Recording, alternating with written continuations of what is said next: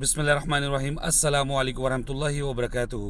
नबी करीम सल्लल्लाहु अलैहि वसल्लम ने फरमाया, जब भी तुम मुर्ग की आवाज़ या बांग सुनो तो अल्लाह ताला से उसके फ़ज़ल का सवाल किया करो।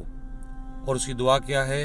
अल्लाहुम्मा इन्नी अस्अलुका मिन फ़ज़लिका, ए अल्लाह मैं तुझसे तेरे फ़ज़ल का सवाल करता हूँ।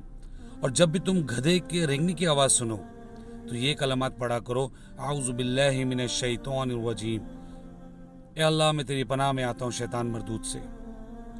और दूसरे हदीस में आते नबी करीम सल्लल्लाहु अलैहि वसल्लम ने फरमाया, रात को जब तुम कुत्तों के भौंकने की या गधे के रेंगने की आवाज़ सुनो तो अल्लाह की पनाह में आने की दुआ किया करो, क्योंकि ये जानवर उन चीज़ों को देखते हैं जिनको तुम नहीं देख पाते। जी नाज़रीन, मैं उम्मीद करता हूँ कि आप ये दोनों कलमात जो हैं आप लाजमी पढ़ेंगे। जब भी आप मुर्ग की अज़ान सुने तो आप क्या पढ़ेंगे? अल्लाहुम्मा इन्नी अस्अलुका मिन फ़ज़लिका। और जब भी गधे के रेंगने की आवाज़ सुनेंगे तो क्या पढ़ेंगे? आऊज़ु बिल्लाहि मिनश शैतानिर रजीम। और रात को जब कुत्तों के भौंकने की या गधे के रेंगने की आवाज़ सुनेंगे तो क्या पढ़ेंगे? आऊज़ु बिल्लाहि मिनश शैतानिर रजीम। अल्लाह ताला मुझे और आपको पढ़ने की तौफ़ीक़ अता फ़रमाए।